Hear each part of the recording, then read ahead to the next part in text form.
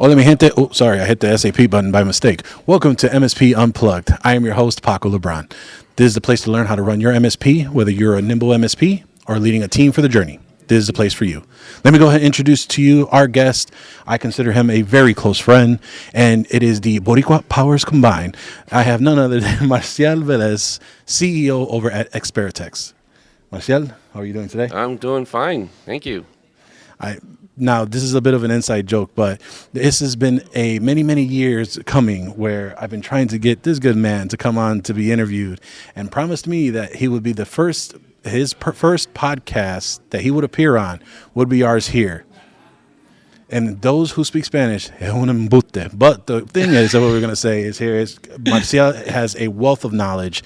He has been in the industry for quite some time. And for those of you listening in, he should be able to provide some great value, not only on his early years, but also how he kind of developed what he's currently doing now and expanding on the different offerings that he has for his MSP and businesses that he has partnered with as well. But before we go into all that, Marcial, I would love for you to go and talk a little bit about your origin story, how you kind of came to the space and what led you to getting into Xperteks. Oh my God. So this is a great story. So I started Xperteks in New York City. It was around 2001, and this is before MSP was even a common word. People didn't know what it was at the time.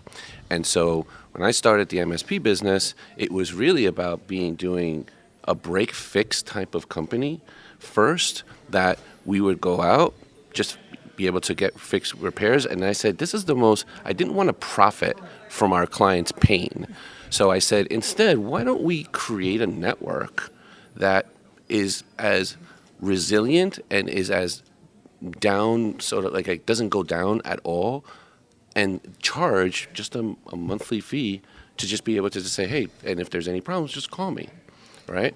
Because at the time we were always trying to, sell tools or sell or do to a customer, and I was like, the customer didn't know or understand like what this is, and I wouldn't expect them to. True. They just wanted to run their business, Yep. right? So instead of doing that, we set up networks that were completely stable, charged that monthly fee. Come to find out that in 2000, I think it was 3 or so, Kevin McDonald writes an article called "The Rise of the MSP."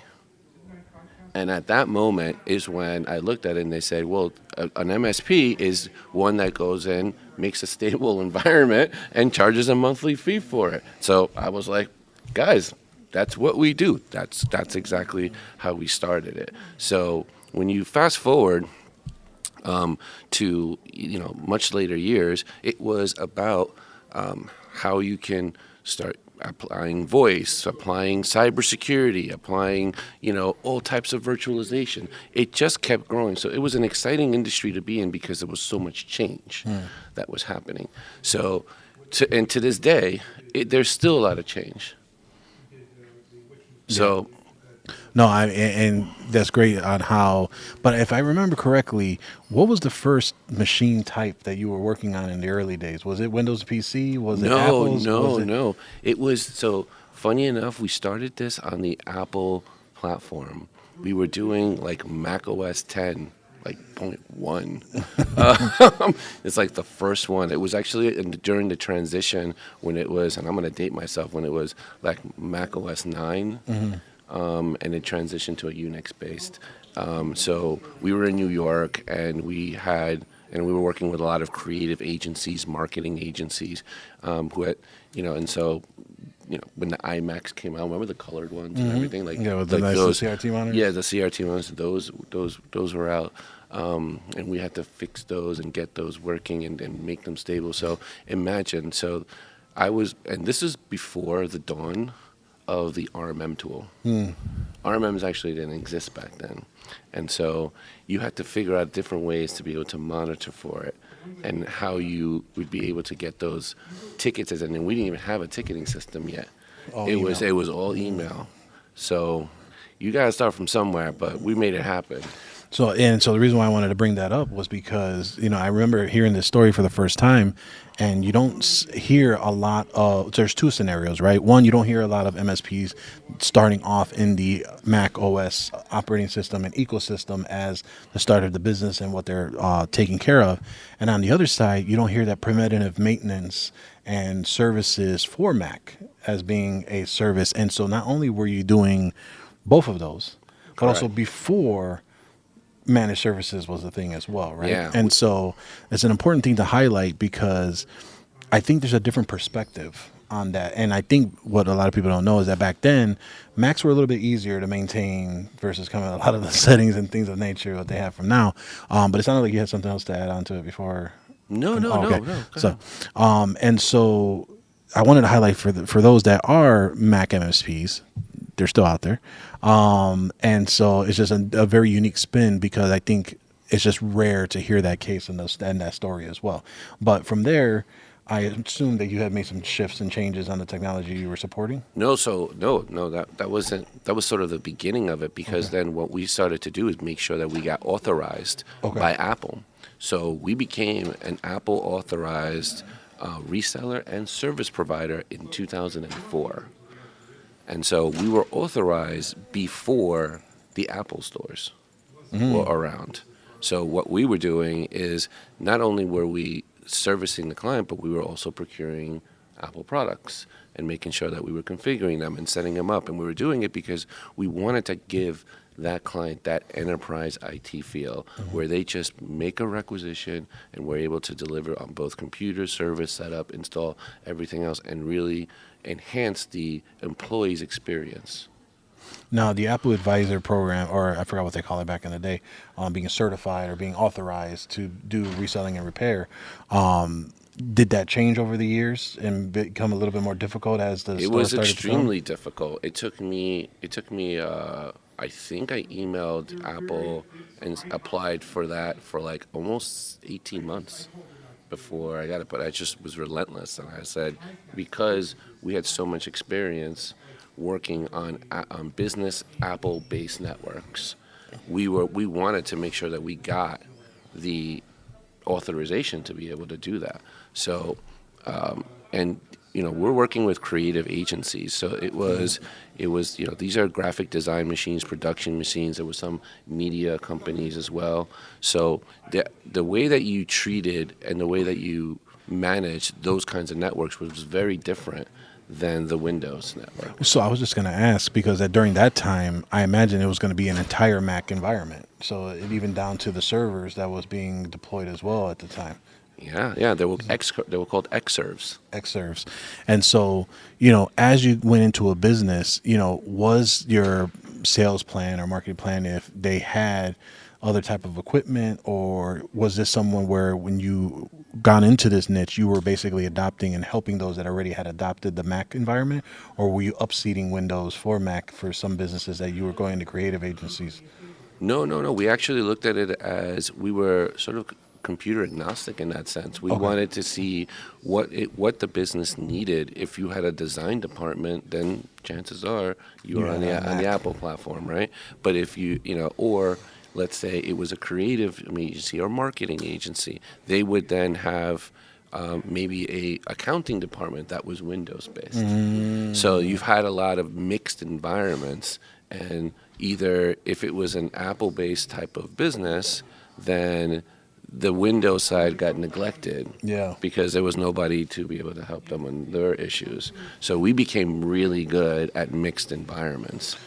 Got it. So you were essentially designing simple IT solutions and not necessarily just focusing on whatever platform they were on. You were being agnostic to the approach of what you were doing to advise for the business, essentially. That's correct. That's correct. The computers are just tools, right? And we just wanted to create computing environments that were stable, productive, and effective, right? And when you're a good MSP, that's exactly what you're trying to do for that customer, and that's what allows them to continue to pay you on a monthly basis and maintain your contracts. Because the more that you do that, and the more that you explain to your customer what you're doing, how you're doing it, and the purpose of what they're doing, you're looking to grow with that company. right? So that company is looking to grow, and you're the pit crew, right, to make sure that the engine in that car is running at optimal speed, right? And so that's how I like that analogy, because that way you're continually making sure that you're doing all the maintenance and all the different things, but it's up to the business to be able to grow with them, right? Yeah. So there's a lot of, when you're starting at MSPs, you look for companies that have growth potential as well, right? And when you look at those companies, then now you become, that's how you elevate yourself to be a trusted advisor. Yeah. Because now you're working hand in hand with the business owner, and you're giving that business owner the technology perspective he needs and the options they need to start making decisions so they can grow their business. Because when they grow, we grow. We're a symbiotic type of organization, and our industry is like that. The reason we exist is because you cannot stay ahead of all threats. It's impossible to detect every threat out there before it becomes an issue. So what we do is we block by default. And when you block everything by default, it really doesn't matter if it's known to be bad. If it's not on the list, it cannot run in your environment. And that is our core focus. Zero trust principles, block first, limit what applications can do. And the other stuff, yes, we chase the threats, we hunt the threats, we do everything else, but that's the backup. The core of ThreatLocker is zero trust. The team is the real part of it. Cyber heroes, we call them, and they range from everyone from the marketing department right through 24-hour, 365-day-a-year support to our clients, which is less than 30-second response time. We've got some of the most advanced threat intelligence team, advanced development teams in the world, and we're constantly hiring and growing that team. And that's what allows us to deliver the best service. No, that makes sense. Now, as far as, here we're a big proponent of standardization, right? Yeah. And oftentimes mixed environments tend to be a little bit more difficult on that quote unquote standardization if someone walks into it and doesn't look at it in a certain way from an ICP or from a tip or a technology standpoint. When you would go into audit, let's say a new client that had a mixed environment, did you already have a standardization of how you knew this environment would look like? Or was it going into the actual business and taking a look and understanding, okay, this is what we need to do. Here's the cleanup, and then here's the 6 to 9 month plan for standardization to what you would want to support as Xperteks. Yeah. You got to be able to build out a roadmap for them, right? So the idea is first, let's tackle the immediate pains. Let's do the triage on the business to make sure is like, what is going on? Are you guys incurring downtime? Are employees upset? Like, what's going on, right? Triage the business, and then start thinking. And as you're doing your assessment, you start to understand, okay, this is where it's going. That's why quarterly business reviews or technology business reviews, either in the beginning, could be as frequent as monthly, because you are triaging and you're sort of walking the customer into like getting to that stable computing environment, right? It's really rare to walk into a business and you see it's a mess and they go, just do anything you want. Like, you can't do that. Like, you wish you could do it, but you just can't do that, right? So you got to take pragmatic steps to be able to go about it, and then you start. You also have to start aligning yourself with the business owner, right? And so a lot of that has to be building relationships with them, so they start to understand and trust. And you have to understand to translate technical terms into business terms for them, because it's not their job to understand technical things about what's going on, but they want to understand why it's important, right? And when you build that kind of relationship with the business owner and that you create that trusted relationship, they give you more leeway later on to do what is right, because now they trust you. Right. And you built that being a business advisor and now trusted to be able to run through that process as well. That's correct. With something of that elaborate, right, and being able to create the roadmap, documentation is key, right? And 100%. So I'm curious as to the evolution of your documentation, right, from back then to now.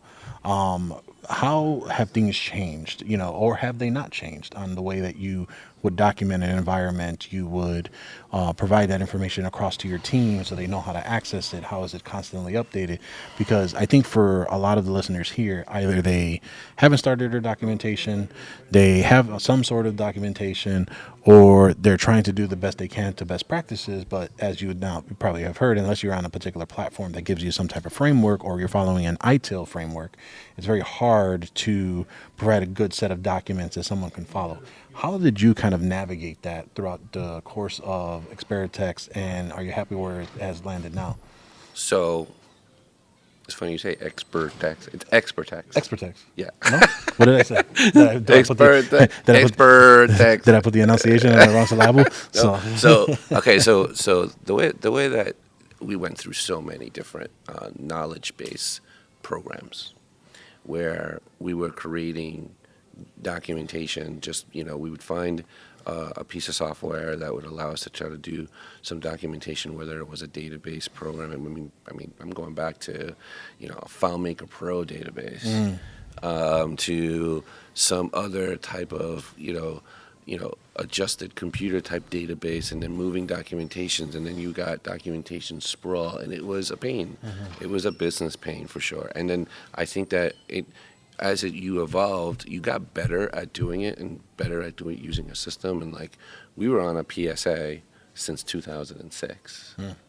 So a lot of the documentation, we were using the internal documentation capabilities of Autotask at that time, before it wasn't good enough, right? Sure.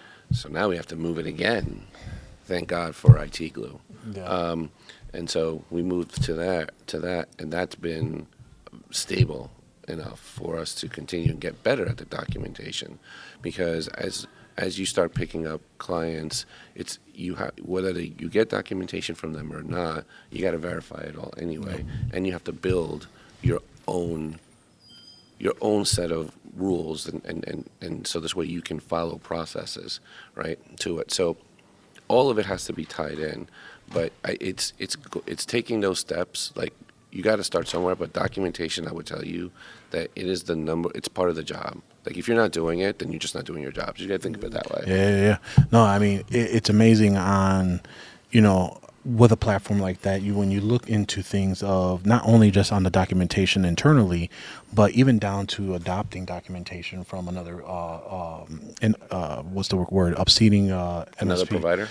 Correct. Yeah. And so being able to have that ease of use and not recreating the wheel and recreating all the documentation to some of their platform. Or even trust it. That's true, right? Right. And being able to authenticate it, or even have it at all, right? And having that connection, allowing it to import with IT Glue, right? And so that is the documentation platform we're on right now, and currently implementing that piece. And I think everyone always goes into the whole crying of big K and things of that nature, because why would I do business X, Y, Z because of whatever business practices? But the point of the matter is that the technology is what you need. And it's a big education piece for myself, right? Where, and I had this in the panel, where everyone always has a favorite tool, and they always want to talk about the benefits of the tool. But in all actuality is, if it's creating you more work, it's not a great tool. And so documentation is no different, and no matter what personal beliefs are, there is a reason why IT Glue is a standard bearer on what it does, commonly adopted, and ease of use allows you to be able to adopt things like that for documentation. Didn't know if there was anything else. No, I was gonna say that now not everybody uses IT Glue the same. That's true too. So also you have to own that application, champion that application, and then maximize the utility of that application to see, is there anything else that's better than this right now? And if it's not, then you start using that application to its fullest. So this way, as you hire more people and you start getting more documentation, you start getting more networks and feeding it more, it has to make sense, right? So you have to have someone who's in charge of that documentation piece to make it make sense and make it relevant, and make sure that it doesn't get stale, right? Do I think my documentation's perfect? No, it's good. Sure. right? But it's Probably better than it's good, yeah. but it's there's always that. So it's something that you strive for, Sure. right? Is what I would say. And it should be a living document, right, or a living process of how this all Yeah. works there. Yeah. And going back to that comment is that any vendor or any process or any tool is all about where you are to maximize the tool set that you just mentioned. Like, how do you know when you're ready to move from email to an actual CRM/PSA, right? How how are you going to end up learning the difference between a CRM and a PSA? How do you evolve to that point where now you have to adopt tools to help make yourself more efficient, and when is that right time, right? So I would say this is the part where you start reinvesting in your own business, right? So a lot, when you start an MSP and you're like, all right, I got 2 clients, I got 4 clients, I got 6 clients, and then you start making a little bit of money and that kind of thing. You have to be able to say, hey, how much of this is for the business so it can start getting upgrades, right? Yeah. And then now we talk about which upgrades are we doing? Where are we lacking the most? Where do we want to improve? Yep. And then you start upgrading each individual piece as and that's your reinvestment into the company. So then there's always should be a percentage of the revenue that you do that you kind of allocate for that. You might not even know that's what you're going to do at the moment, but it's almost like a little upgrade savings account that you have going on. Yeah. So this way, at whatever, then you come to shows like this, right? And then you look at look at this innovation here, look at this innovation there, and you're like, oh, how much is this? Wait, can I make money with this? Is this something that's going to help my client? Is it going to make me look good to our clients, right? Is it going to make me like a magician? That I just did something amazing, and how much is that tool and what's the reinvestment tool, and then have the capacity and the capability to go out and just, let's now focus on this tool for at least, a little while, test it, see if it works, and then you roll it in, and that's how you evolve. I want to take a quick minute to talk about today's sponsor, ScalePad Control Map, the only compliance platform built for MSPs. If you're being asked to lead on compliance but not sure where to start, or stuck in spreadsheets or juggling tools that weren't built for you, you're not alone. Most tools make compliance harder. Control Map was built to simplify, scale, and sell compliance as a service. Automated frameworks like SOC 2, HIPAA, and more, cutting the busy work, and gives you everything you need to go all the way to audit. Turn what used to feel overwhelming into a repeatable revenue-driving service. Most compliance tools create work. Control Map helps you build a business. Learn more at scalepad.com/unplugged. Right. So you're obviously a very good friend of mine, right? And I want to get your opinion on this because I talk about this on the podcast all the time. Yeah. What's your stance on MSPs? I say that there's usually on 2 type of MSPs when they're looking into cost and being cost conscious. Okay. There's frugal MSPs. Okay. And then they're being Maceta. So what is your opinion on because again, I want to drive the relevancy of this is how you mentioned of reinvestment in the business, right? 100%. And I don't think that, for me personally, like I loved free tools. I was like, oh yeah, I'm making money because I get all the profit at the beginning. And then I realized, oh shit, I'm the project. I'm the product. I'm the one that's going to be the one being monetized. I need to invest in this. Like, who am I going to call when I have help, when I need help for this product? Who am I going to call? How do I know that the data is actually going to be there? How do I know that in the free email that's being used by somebody is going to be there? So these are the very early years on using Google Workspace when it had free 10 licenses for businesses. Yep. This was when people were using these spam filters, free remote connect tools, things of that nature. Right. Now, mind you, I was a break fix shop at the time, and then now listening to people like you from the community, from podcasts, there's a sense of doing right by your client. And understanding the investment of tools and reinvestment. And there are those that will look at that and say, well, that's messing with my bottom line. What would be the advice you would have for, like, yes, I understand that you're making some type of margin, but you have no choice but to invest so you can make money. No, you got to look at it. You got to look at hard costs versus soft costs, right? So soft costs is the amount of time you're spending trying to make this thing work. And if you take in too much time to make this thing work, because the software is free, now you're wasting your time, and time is money. So I would say that a lot of times we'll make an investment into a specific tool that may erode our margins a little bit, but I'm 40% faster on the other side. Yep. I think that's a good trade-off. These are all business decisions that you need to make, right? As you start choosing which ones are you going to do. Yep. Now, when it comes to efficiency, right? Yeah. Well, a lot of businesses are always looking to try and do, bridge a lot of gaps. There's a lot of conversations across RPAs, automations, things of that nature. And now there's the agentic AI that's starting to be built out. They're starting to become much more of a presence in not only IT and MSP worlds, but also in the end users world that they are supporting.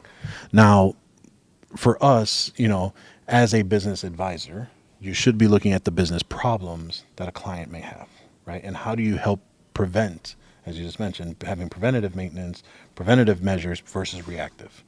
You recently made an announcement. I did. Earlier today. I did. Once I heard it, I had to make sure to grab you, right, as the first interview from there. Now, will this be the one that gets released beforehand? We will see. But I know you're super excited about what's going on. Yeah. I think it's a true opportunity for MSPs on what they're really trying to do as being part of. There was an interview we did earlier about doing the bleeding edge and understanding you're doing something more than what your competition might be doing, or having the ability to partner in a certain way that you may not have thought would existed in the past. Why don't you share a little bit about the news you kind of provided, and then for those listening, maybe of interest of what you got going on? So what we did was, number one, AI and agentic AI, and I've been saying this for at least a couple of years, especially if you're an MSP.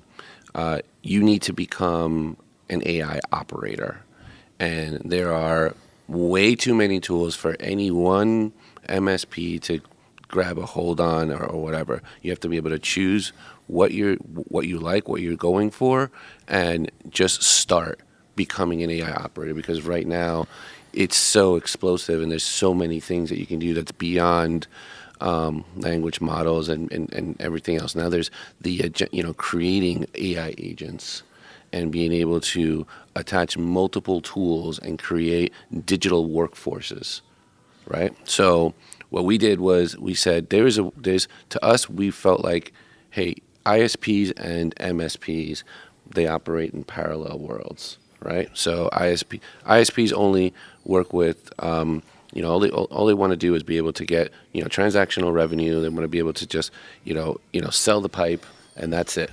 Yep. Right? And MSPs, we have to support it, right? And we have to make sure that when it goes down, we're the ones making that phone call. Yep. With whatever monitoring tools that we're trying to figure out. Exactly. So, but there was nothing that allowed us to grow together, right? So what we did was we said, you know what, let's take the technology we have today and create a series of AI agents that allowed ISPs to be able to identify and make them a hero in terms of contacting their customer after the fact and after they got restored and offering them an opportunity to do uptime as a service. So we launched Secure Bonded Internet. And Secure Bonded Internet, what that is that we are able, and we are combining that with AI agents, so ISPs and MSPs will get a guaranteed role in sort of putting this solution together for the customer. It's going to do a couple of things. One is that your customer is going to be super happy because they're not going to go down, especially when it matters, and all of a sudden they have maybe multiple locations and a lot of employees. Like there's a real effect to it, right? Mm-hmm. So instead of just doing failovers or anything else like that, because things happen in outage-prone areas, there's technology today that allows you to put on as many internet connectivity pieces that you would want. You can do cellular, you can do direct internet access, you can do satellite, and you can all put it on one device that allows it to that customer to do it. And whoever controls that SD-WAN will get the revenue. But doing the experience, you would need an MSP to do it. So the idea is creating that growth system between ISPs and MSPs for us to be able to grow together. Because ISPs, all they want to do is increase their revenue per their customer, Right. and you give them the ability to do that, but MSPs will be able to make sure that the experience is there, which will allow them to then talk to them about their other services, right? Their compliance services, their security services as well. So I'm really excited about this because I think that this takes agentic AI and gives it an avenue, a way for two industries to work closer together to create a growth system using AI. And not only, and I love how you mentioned that it's a growth system, right? Because it has the ability to have, one, we are addressing a issue that we all deal with right now, but also, as you mentioned, is being able to be that hero and getting the two to talk to each other. Because how many times do we got to call the ISP to figure out after the fact on what's going on? They're saying they have one solution here. You're trying to figure out what's the best solution to advise the client there. And then there's a lot of back and forth and trying to figure it out. And now truly what you've done is created this secure bonded network, secure bonded internet, and being able to, hey, look, here's where you are. Here's what's going on.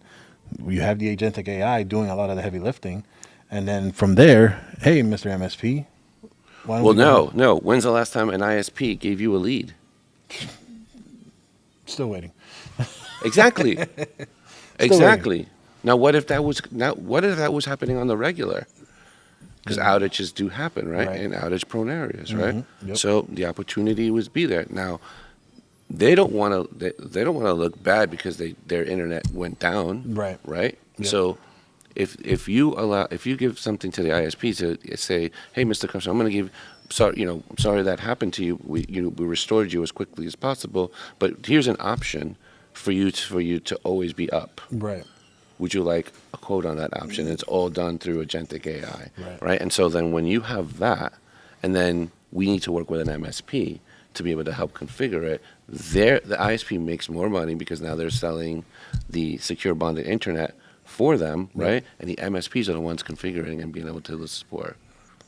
So I think that this is going to be something, and here's the beautiful part about this, is that this isn't restricted to local because we're using Console Connect as our global backbone. So this is scalable and globally scalable from day one.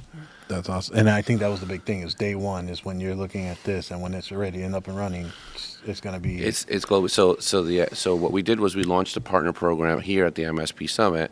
So anyone who's interested, either whether you're an ISP or an MSP, to be part of the partner program, because we're launching this right now in Puerto Rico, where we have Hub, Advanced Networks, and Console Connect working together with the ISPs that are going to be there. So from Puerto Rico, we're going to be able to expand to other areas, and we want to know which other partners would be interested in sort of helping us in that mission. So, if there are any listeners here that wanted to find out a little bit more, maybe talk to you a little bit about what's the best way for them to reach out and understand a little bit more about the secured bonded internet? Yeah, no, if they want, they can email. You can email info@xperteks.com is probably the easiest way. I see all of them. I do have a landing page that's there.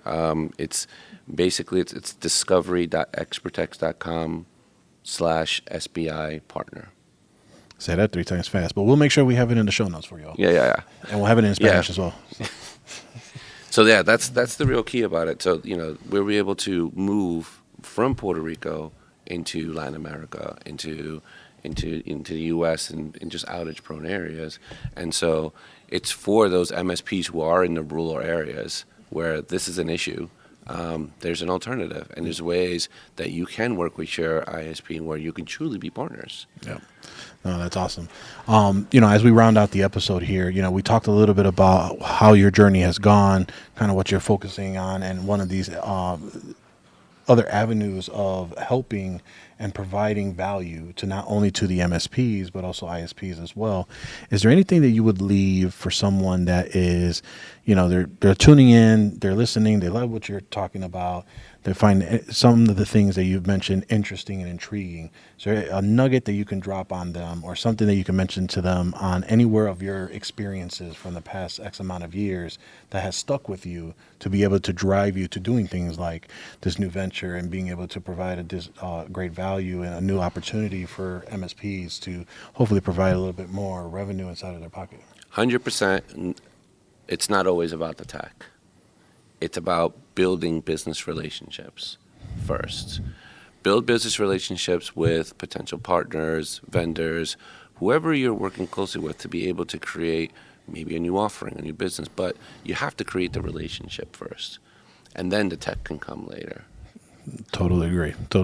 Well, Marcial, I really appreciate you jumping on here on Yes, this episode. it was a pleasure. It's been a long time.